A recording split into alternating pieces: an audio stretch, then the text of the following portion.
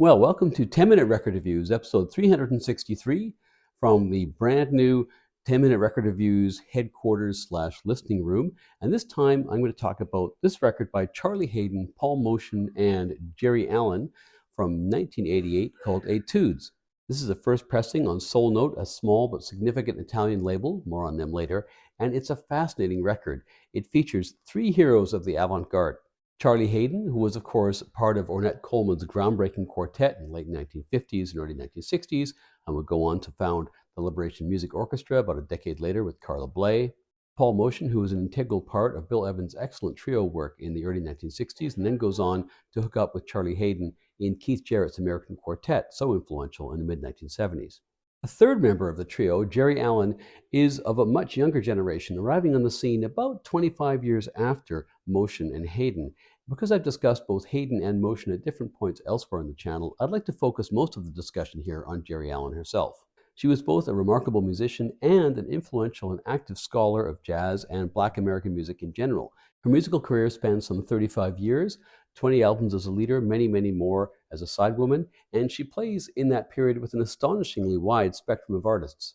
That includes avant-garde legends like Ornette Coleman and Dewey Redman, veterans of great 1950s and 60s small jazz combos like Jimmy Cobb, Charles Lloyd, Tony Williams, Ron Carter, and pioneers like Betty Carter and Marion McPartland. Later in her career, she worked with new generations of musicians, people like Vijay Iyer, Esperanza Spalding, and Terry Lynn Carrington. She's often described as a pivotal figure, with her career emerging just as the giants of the modern jazz scene from the post-war period are starting to fade from the scene. She was familiar with all the idioms and styles which came before, but synthesizing them in a way which was novel then, but which has since become commonplace. This record showcases her ability to move effortlessly between the different centers of gravity in jazz. It's certainly avant-garde in flavor, but it's never discordant enough to be what you might call alienating, and there's something here to please almost everyone. Geri Allen was born in Pontiac, Michigan in June 1957 and grew up in Detroit. Her dad was a school principal, and somewhat unusually for a jazz musician biography, her mom was an administrator for defense contracts. She began playing the piano at age 7, and by the time she was 13, she'd settled on a career as a jazz pianist. Her dad was a huge jazz fan, and the sounds of Monk and Bud Powell basically filled the house as she was growing up. Like so many talented musicians to emerge from Detroit, she went to Cass Technical High School, and there she studied with the trumpeter Marcus Belgrave, who was a huge influence on her. He let her see what was possible. He took her and a small band of students over to Amsterdam to play while they were still in high school. And from him, she came to respect all the styles of Black American music as parts of a single whole. In 1975, she enrolls as an undergraduate in jazz studies at Howard University, working under Donald Byrd, and she gets that degree in 1979. She then moves to New York, but she doesn't stay for very long because she meets up with the director of jazz studies at the University of Pittsburgh, who persuades her to go to that university and take a master's in ethnomusicology, which she does, and she picks up that degree by 1982. At Pittsburgh, she explored her interest in all these different global styles of music. She writes a dissertation on the music of Eric Dolphy, and then she moves back to New York after she's finished, and she falls in with a group called the M-Bass Collective. This was a project strongly associated with the saxophonist Steve Coleman. It was a project largely focused on explorations in rhythm, particularly African rhythms. It was not very commercial, but it was very influential, and to my ears anyway, it's a bit of a bridge in the 1980s between jazz and hip-hop. If you want an example of this, although Geri Allen doesn't play in this record, check out the album called Anatomy of a Groove. She does feature on Steve Coleman's debut record in 1985, Motherland Pulse, which contains similar impulses to Anatomy of a Groove. Her own debut record had actually come out the year before on the German label Modern Music, which had just started up that year and prided itself on unearthing new talent. That record's called The Printmakers. It has her in a trio format, along with the bassist Anthony Cox and the drummer Andrew Cyril. And while in no way identical, you can certainly hear the influence of the M-Bass Collective. There are a lot of very interesting rhythms in that record and a lot of very percussive piano. Her next three albums in the late 1980s are all on Modern Music, including the solo piano outing Homegrown from 1985, which to my ears evokes Monk and Cecil Taylor, but is still very much its own thing. And then, following that, a record which you could absolutely not have predicted from the first two, Open on All Sides in the Middle, which has her leading a bigger ensemble that includes vocal jazz, some Latin rhythms, tap dancing, a whole bunch of stuff. And this is part of her philosophy of African American art being inclusive of many different forms.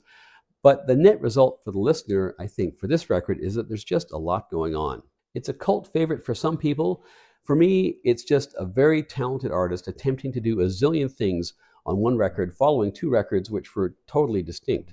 The reviews were not great. The grumps at the Penguin Guide to Jazz called it dire. It's certainly true to her own ethos, but you have to say it probably didn't do her career too much good in terms of her listeners knowing what to expect. Being all over the place is not necessarily the best brand.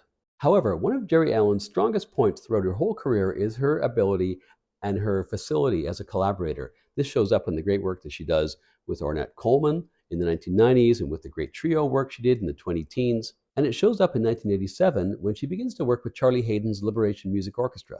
Paul Motian was also playing with the group, and he and Charlie Haden were both struck by her talent and her interest in all these different musical styles, and there was a real connection between the three of them. So that fall, they entered the studio to make this record. This record is made, as I mentioned, for an Italian label called Soul Note, which was founded in 1979. It's got something like 350 plus records in its discography, mostly from the 1980s and 1990s.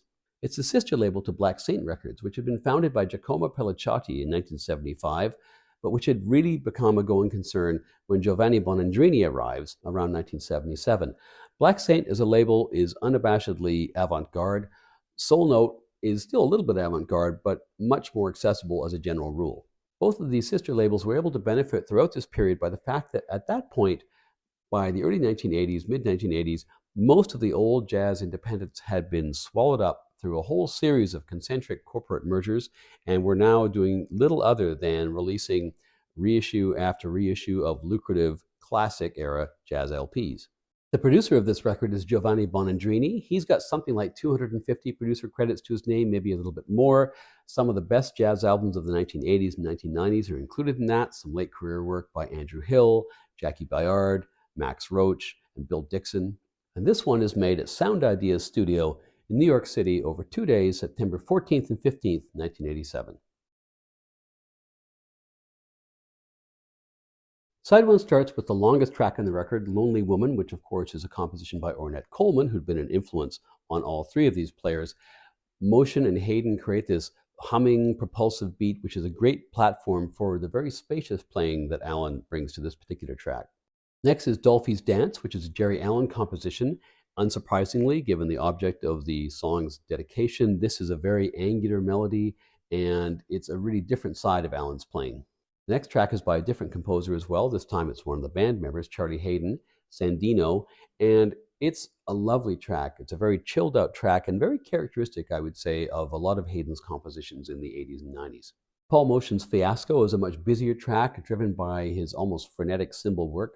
And the final track on side one is Etude 2. Now, there are two tracks called Etude. Etude 1 is on the end of the second side, and it's basically the same track. Both Motian and Haden liked it so much they decided to do two different versions and end each side with one version. Side 2 begins with another Haden composition, Blues in Motion, and this is probably the most straightforward track on the record.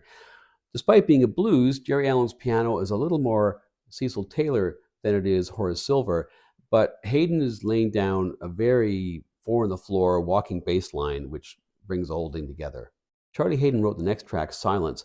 This is mainly a vehicle for his bass. There is some gentle brushwork from Paul Motian, some simple chords from Allen, and her solo, which follows, is very beautiful. The second last track is a bit of a left turn. It's a cover of a Herbie Nichols track called Shuffle Montgomery.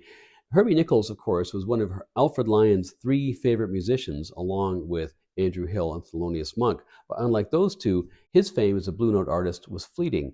And I think this track is an example of Geri Allen, the music educator, bigging up somebody she considered to be, rightfully so, a forgotten talent. The final track is Etude 1, and I like the sadness of this one a little better. It's a blissful way to end the record. This is a record which will delight fans of Charlie Haden in particular. His personality comes through on so many of these tracks. It's also a great introduction to the polymath abilities of Geri Allen as a pianist. It's certainly an avant-garde record, but not intimidatingly so. It may be tricky to find, but if you can find it, it features delightful communication and mutual respect within the trio. And for me, it's 4.5 stars out of 5.